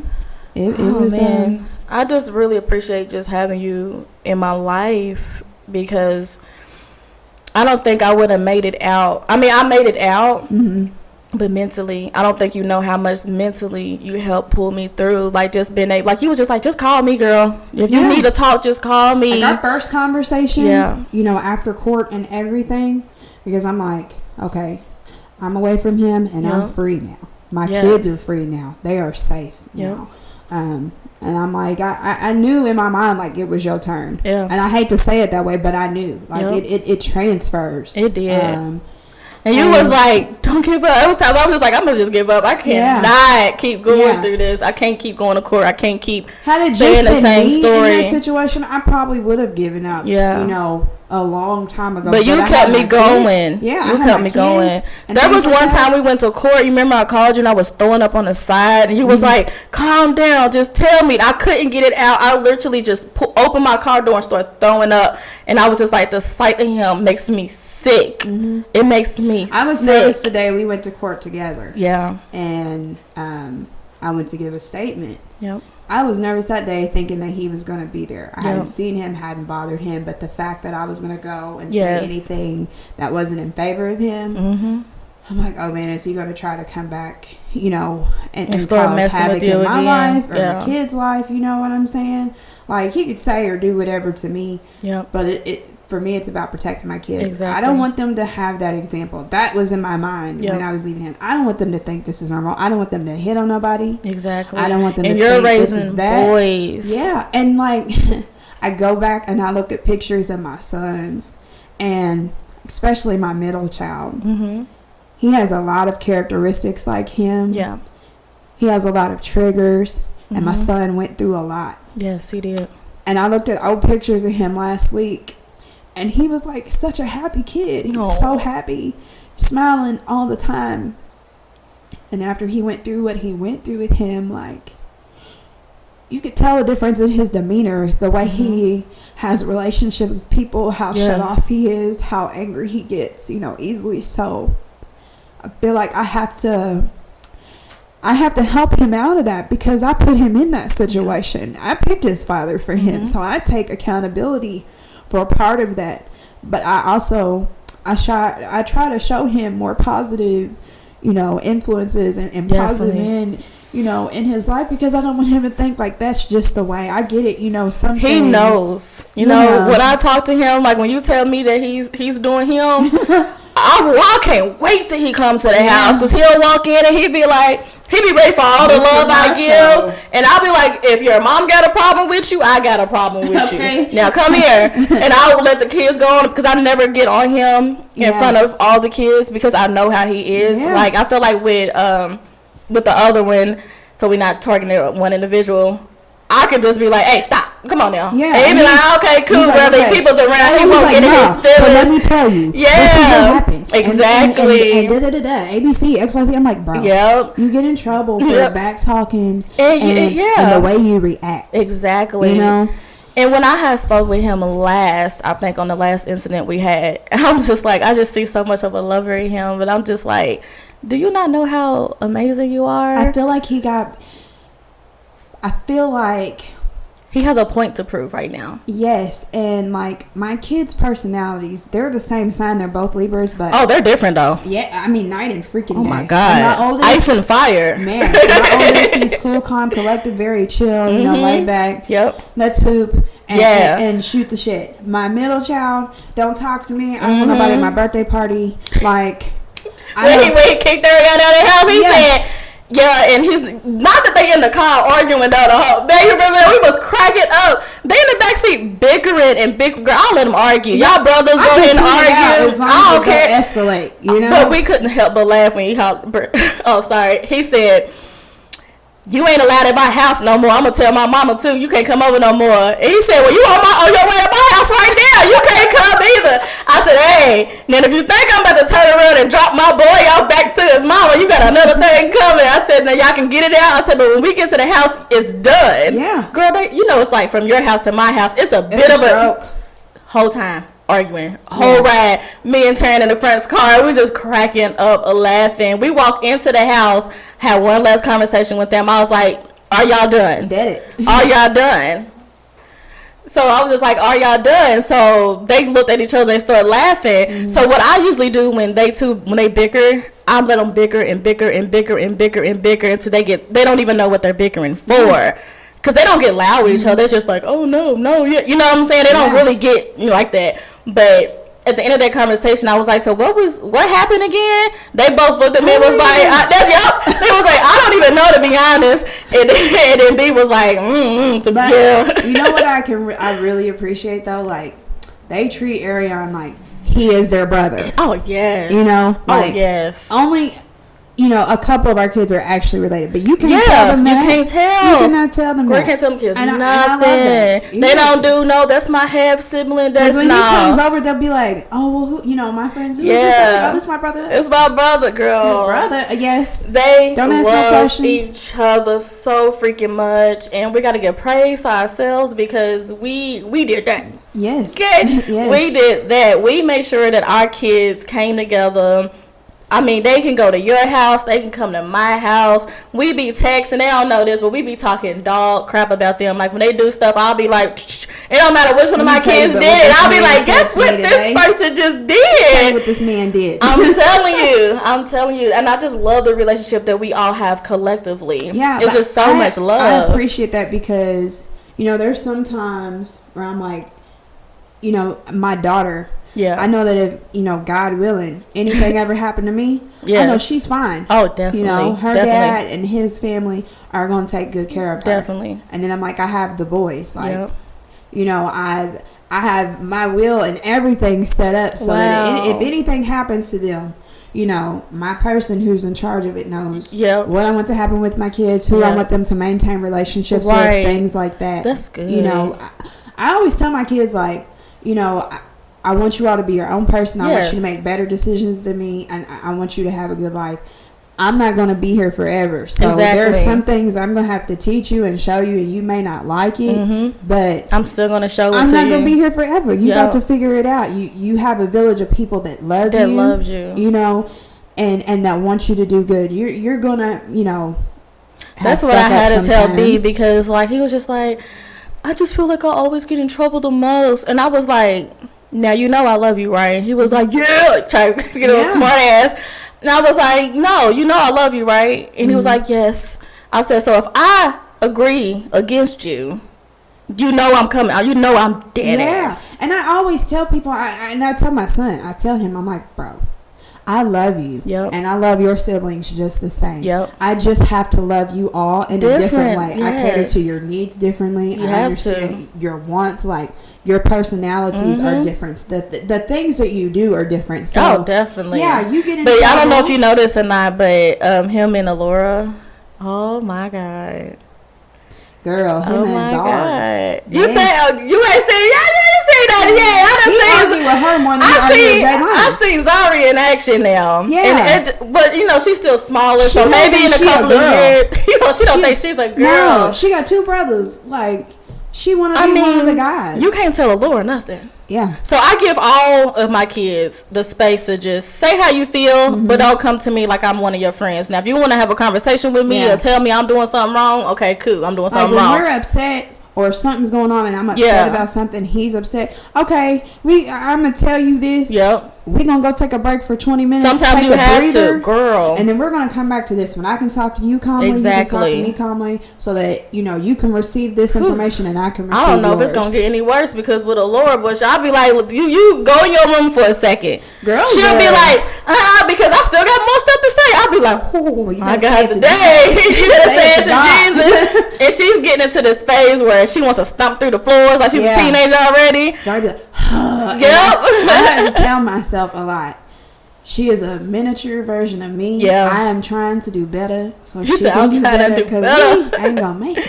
Oh my gosh, having 4 girls kind of suck a little bit. Because I see why God gave me boys at first. Honestly, I say it. I don't know why He didn't give me all boys. I asked. Girl, I asked for that girl, so I'm thankful. But I see why He gave me boys first, because the situation I was in, and the situation I had come from before that, like, and with my mother and things like that, like, I knew what love was like, but not in a household that I lived in, outside of me showing my siblings love, because I helped raise them.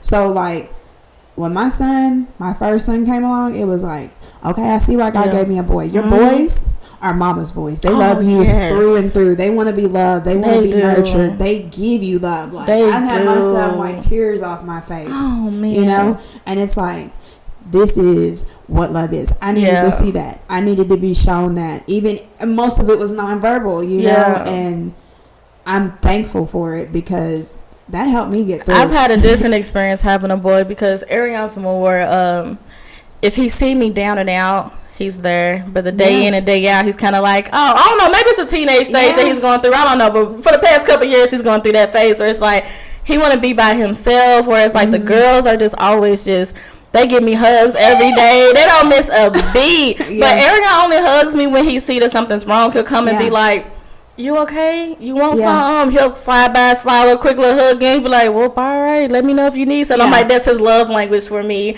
But I wish he was more of a daily lover. Well, I feel like Javon's a daily lover. Oh, yeah. He gonna love you all day. I love when he come over. I'll be like, I'm gonna get all the hugs. Yeah, I'm gonna get all the hugs. But like, Brandon will just like pop in the room. He'll be like, love you, mom. Bye. Love you. I'm like, okay, love you too, dude. Like, you know.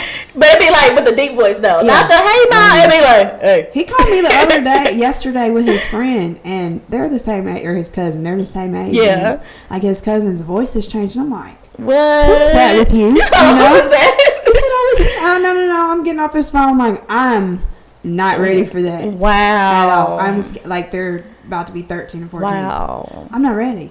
It's coming in hot. I know that growth spurt and everything. It's deep coming voice. In hot. I feel like Ariana's his little, what they call it when they say the balls drop, is when they start to, I feel like that's kind of coming a little bit. Because he be talking to me. Sometimes I just look at him and I'm like, your voice is changing. We've really about to go through that. My oldest just made a Snapchat. Oh my God. Girl, yeah, because while he said this, I said I don't even have Snapchat. Everybody called me. My best friend called me. Nigga, what the fuck is Javon's last name? Why is he on Snapchat? Why did I write you? I said, tell Javon I don't got Snapchat. Yeah, my sister he is not going on Snapchat. My sister was like, Javon got a Snapchat, but I'm going to add him though so I can be nosy and see what's going on. That's what I should have did, just make me an account. I added him, my sisters and my friends had him. I don't feel like he's that type of kid. This is first social media. They don't have Facebook. They barely have a phone. You know, like I grew up in the 90s. Yes. And I try to play outside. Go be with your friends. Go climb trees. Wreck on bikes. You know. I swear. Don't get too hurt, but be a kid. Like, don't be in a rush to grow up. It's and just all sucks. That technology. Because what if that stuff go away? Then what you gonna do? Oh, they're gonna be lost. Like, well, I turn on.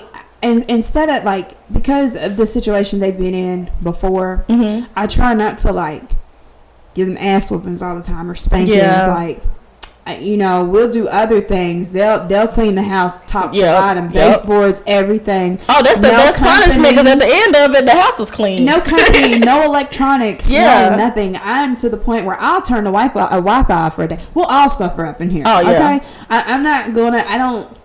I don't want them to confuse discipline with abuse. Definitely. That has definitely been a struggle for me because I don't want them to put me in the same boat as, you know, the person I feel like that too. Had done things with them, but at the same time I understand I have to discipline them. I cannot be their friend. But discipline can come in so many different forms. Like they attached to electronics. Take it. And my mother was more of my friend. Yeah. And I feel like that was a big downfall of our situation because to this day, our relationship is strained. Yeah. My grandmother raised me, took care of me. I call her mom. Right. To this day, like, there are things that me and my birth mother go through. Right. And we go at it like sisters. I would never talk to my granny like that. I would never do, you know, even if there's things I don't agree with what she says to me, she pushes me. Right. She motivates me. She wants me to do better. And if I don't like what she's saying, too damn bad. I ain't gotta like it. But I'm going to respect it and leave it at that. Like, I want my kids to have that love and respect for me, but I want them to also know they can come to me. They can be open with me. Like, you may not like it all the time, but I just want to keep it real with you. I try not to be the best friend mom. Yeah, no. I don't got time for that. Like I said, I do let them be open as far as like how they feel. Like we'll do like family meetings. When we do family meetings, all things is on the table. Yeah. If I don't say it's a family meeting, you ain't about to say you don't got the right to say anything. But family meetings, I think it's so important. Oh, yeah. Because you get to just open that door for them to just say how they're feeling because we don't got all the answers. You know, we're raising them based off of our experience. Yeah, I'm growing with you. Exactly. I grew with my kids. Exactly. So just like they're learning, this is their first time in life. Exactly. It's my first time being actual parents, my own children. 24/7. Yeah. Jesus. And, you know, babysitting is so different. They go home or you go home. Yep. Right here, constantly. I swear. But I love it because I feel like my kids gave me structure. They gave me a schedule. Like, if I didn't have them, I don't know where I would be. I would be outside. I mean, everybody's outside. I'm inside. I know now, like, once they move out, honey, my gosh. I already travel a lot now, but I'm going to be traveling more. I probably won't even have, like, a home in the I got a few more years before I have 3 teenagers in the home. Good luck. I'm not even worried about the younger 2. I won't have 3 at the same time. The younger 2 going to be babysitting. Yeah. Okay, I'm going out of town for the weekend. Yeah. I'll be back. Y'all old enough? My daughter, she might run the household while I'm gone. But you know what? She got 2 brothers in the household. That's gonna happen. No matter do nothing. And that's gonna happen no matter what. She's gonna be in charge. Like even when they're in their 20s and stuff, she's gonna be like, brother, I need something. They're gonna be like, hold on, like, go 15, get it. 16, they'll be almost 30. That's like prom years for her. I'm gonna have to sneak my baby off to prom. Like, wow, her brothers and her daddy ain't going. They're not gonna have that. They already told me she can't go to prom. She can't wear dresses. She can't wear skirts. No, she can't wear dresses. Can't do nothing. I was like, okay, like her personality is so strong though. I know she gonna be like, she is so sweet. She was like, here, pick me up. I'm reaching to pick up. She said, no. I said that. Do you want to pick you up or not? I just looked at her. Yes or no? She's very, you know what's crazy? She looked just like her daddy. She do. Just like him. But she do. But she like, or any of her...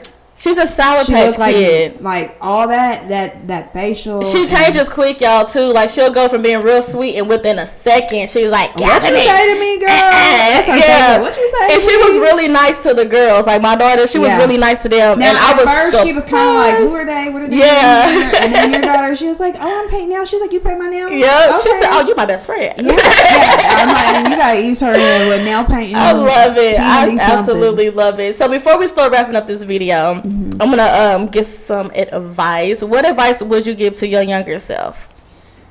Oh man, if you are in a situation and you feel like in your heart you know you're not supposed to be there, or you deserve different, or you can have different, go for it.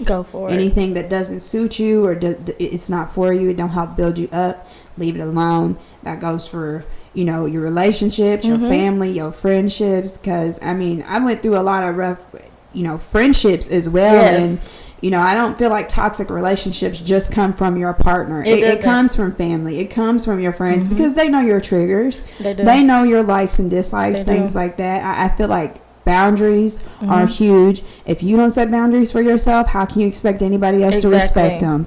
You know, you need to have a certain amount of respect and love for yourself, because you want your partner to come in and love you. Yes. But if you don't love you up here, then they're not going to. You know what I'm saying? How can you expect any more from anybody else? They're going to come in and do what you allow. Exactly. You teach people how to treat you, how to love you, how to respond. Yes. You know what I'm saying? Really, when you go into dating people, now, what's this? What do you like to do on the wall? I like to do this. You are telling somebody exactly what you want. They're jotting notes. I've learned that you should not tell people what you expect for them. Only by your actions. If they do something you disagree with, especially if you strongly disagree with, step out, walk away. Actions, the nonverbal will tell you so much more than verbal, because you could tell me anything, but I'm gonna see everything I need to see. Like, so if I could definitely like go back, pay attention, follow my gut. I feel like a woman's intuition.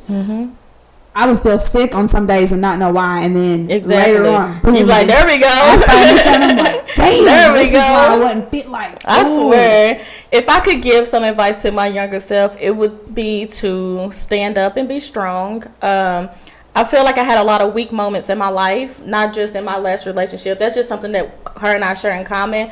But I had a lot of weak moments where I just didn't even know what I wanted out of life. It's like I knew, but everything around me told me something totally different, and I was easy to adjust.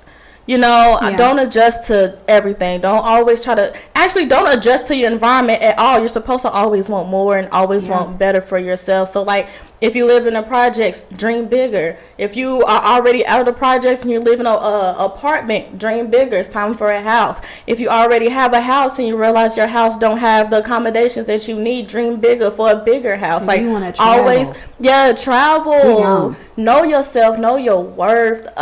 If I could just go back and do so many things over, I would just be a stronger individual. I've realized, like, I don't have that, you know, nobody has that do-over button. And so instead of like hashing out over what I could have did or what I should have done, just do it now. I want to do better, and I want to teach my children from my traumas. Yes. So that hopefully they don't have to go through that. Exactly. Like, I want to allow them to, you know, have more, to experience more. Exactly. Like, I didn't get to travel and do a lot of things that I get to do now as an adult. So I want to show them it ain't just New Albany. They love when you travel. The last time I had them, you was like, don't tell them where I'm going.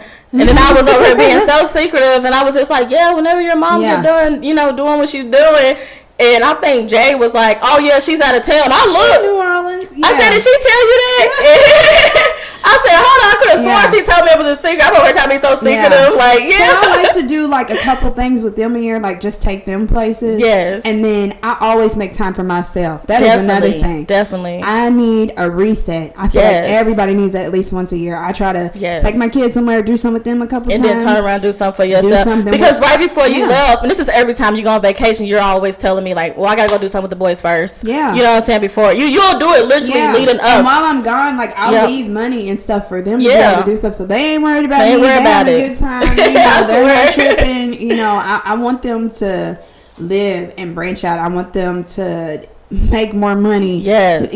Experience so much, because you only have one life. You only have one life. This area is not it for me. I'm traveling. I'm making friends. That group I have on Facebook. Yes. That's how we make. We make friends. We do get-togethers. Awesome. And it's a bunch of women. We post. And I can tag that down below if y'all want to check that group out as well. Yes, it is super lit. Like, sometimes we have our dull moments because everybody has lives. Yeah. And responsibilities. Definitely. I'm not on there every day, but we'll get together, post events. We're doing this with the kids, or we're having a swim party for just adults, and or we're doing a trip. I'm gonna have to tap into something one of these days and quit missing out, because I be seeing the pictures and I just be like, we missed the Gatlinburg trip. Life sucks. We had 27 girls. Well, 27 people, okay, in one cabin. It was a huge cabin, so we weren't stepping on each other's toes, but it sounds like so much fun. I love traveling, but I love planning the trips. A lot of people don't like doing that. I'm looking at locations. I'm looking at activities. I post everything. Well, I'm gonna need you to find me and Terrence some activities in Las Vegas. I got you. Girl, because we're going. Yes. Yeah, we can't wait. We over here we about to plan our trip. We about to plan a trip, but none of us want to plan activities. Nobody really knows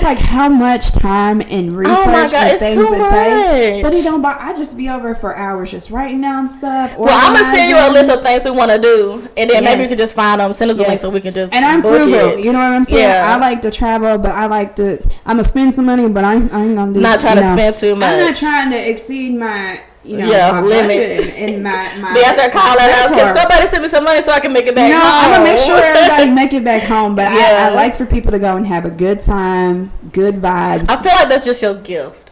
Yeah, that's something that you need to expand into something bigger. Figure that out, because I like what I do now for a living. And I like, but if I could just a little something on the side. Yeah. If I could travel all the time or help people get out and travel. Definitely. And, stuff like that. That would definitely be my little niche. That would be really dope. So the last question that I do have for you is, as far as someone what we're doing, co-parenting outside of a previous relationship, what advice could you give to mothers to continue to co-parent together?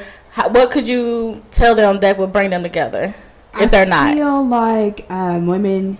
when you're in a situation like this, you have to put your personal feelings aside for, the father, for the other mother. You have to put all that out of the picture, because at the end of the day, them kids are what matter. If you walk around bitter and angry and upset, your kids are going to eat off that, and they're going to carry that weight on them. I don't want my children to go through that. I don't want, my kids to not know their siblings, to not have that because of me. Yes. Because of my feelings or whatever. So, I don't want to carry that around. That's too much of a burden. It's too heavy. It is. And you have to have a lot of patience as well, because we're two totally different people, but we've learned that we're kind of similar as well. You have to establish boundaries, respect, communication, comprehension, you have to have all of those to be able to have just a general conversation. Exactly. But we're raising kids together. Exactly. You know what I'm saying? And did not. And this is virtually co-parenting, y'all. Even though I didn't put a baby in her, she didn't put a baby in me, this is still considered co-parenting. When you're raising children with someone else, she has them way more than me. I'm not gonna sit here and act like I got them every day, because I don't. She's their mother. But she helps me out with them a ton. But that's co-parenting. When you need something or something, you know what I'm saying? You'll call. Okay, this is who's gonna handle that for this time being, so I can handle me. Right. A lot of us need that. Yeah, and it's like I feel like if women could get, we are emotional. Oh my gosh. Where they lack emotion, they have ego. Yes. We ego, but we have emotion, and we will let that shit drain us. We will let it drain us. I'll take it in the ground. We would rather hate the other mother than love. Yeah, you know what I'm saying. Sometimes it's easier to fight the baby mama than it is to sit down and have these conversations. I'll sit on this where I apologize. When I tell you, we have come a long way. We've come very far. Each other. Oh my gosh. We have not laid one hand on each other. Have we had plenty of arguments? Yes. Absolutely. We've had debates to the point where passing out, everything. I think the last time, when we had our court situation, it was in that moment I was just like, everything is just so in my stupid. mind, I'm like, how does she not see that this is eventually going to be her? When we were sitting in that room, that's when it hit me. I was just like, because I was literally, before the judge called us up, I was literally in my head like, this has to be the dumbest shit in in history. But like, you know, like I said, everything happens for a reason. I'm grateful, you know, that in my mind, I'm like, you know, this will be her. She'll eventually come around. Like I said, I seen a piece of you that I had seen in myself, and you only know that when you've been in that situation. And it's a look that we give. Yeah, it's been that we were in this situation with the same person. Like, you just, you know. And I'm like, once she gets out, because who would I be not to forgive you when I made decisions or didn't make decisions while I was with that person? Exactly. My family had to forgive me for. Yeah. My friends had to forgive me for. I had to be forgiven. I had to be taken back in. I had to be loved again, and rebuild relationships. So who would I not be to not give you that chance? And I'm still rebuilding relationships with your family. Yeah. I think it's one more person. Girl, she'll hold a grudge like she hold a purse, baby. Girl. But I understand, like, I get it, you know? So it's just like, I don't care if it's 10 years from now. But you know, I know who you're talking about. Yeah. And I try to do things opposite, because that is a burden. That is a weight that person is carrying. Yes. I don't need that. I don't want that. I have enough going on in my regular everyday life. I know. You know, I don't want to carry that shit around. But she loved her babies too. Yeah. So it's just like, well, I'm not sure about it. She hasn't sat down with me outside of that, you know? But you know, like, to each his own. I really don't give a damn what nobody think, as long as you and I are good, because I know what you contribute to my children. I know that you help build me up and build them up and help them be better. You know what I'm saying? So if there's nothing but positive coming out of this now, I can't ask for nothing more. You know, you can't. Like I said, you can't. And it's not no one's choice but ours too. You choose your village. You know, those are your people that help you. They help your kids. They motivate and just everything that you need. Like, and I'm thankful, because like I said, you don't have to have a relationship with my kids, but you do. I'm thankful for that. I love your kids to the end. I love your kids. I don't get to see them the whole I can't wait till we like doing prom and stuff. Girl, they think it's crazy now. Wait until they got girlfriends, proms, and in their 30s and having kids. And I said it in your 30s because you get away a bit. But oh my God, it's just gonna be so much. We're gonna be like, girl, you know, but I'm glad, like, I know that when they're grown and they're older, they will have each other, you know. That's what's important. I'm thankful for that. And, you know, Zari was like, when your girls come out, sister. You know, sister. She said, no, like, I'm the only sister. And I'm like, wait, you know, I didn't get to conversate with you about this before. No. Like, relax. She'll get the hang of it. Yeah, and like, you know, her and the girls were good by the time they had a ball. Yeah, so I definitely gotta, like, do that again, because I'm just, we need to, and we just be busy, and then like life is so hectic, sports and activities, it's just too much, and we live like a year away from each other. I hate that. So I really hate that, but I felt like I needed to move kind of further out, you know, for obvious reasons. But I hate that distance. That drive. Neither one of us be wanting to drive. We were like, honey, can you meet me? Halfway, like, we be picking mid spots, and when we had to go all the way, I know in the back of our head, we'd be like driving, like, fuck, this is fun. And we drive all the way back home. Because oh my God, it's like 2 hours. Yeah, it's literally a good hour. Don't let us run into traffic either. Oh my God. My mind. But y'all, that is it for this conversation. The whole purpose of this video is just to show you guys that you can come together with the other mother. It does not always have to be hate. Share your story, share your experience, and heal. Talk to somebody if you're going through something. We're not saying you got to leave right away, but start that conversation so that you can heal yourself and get another opinion as far as what needs to be done so that you can have the life that you deserve, guys. And as always, I'm back.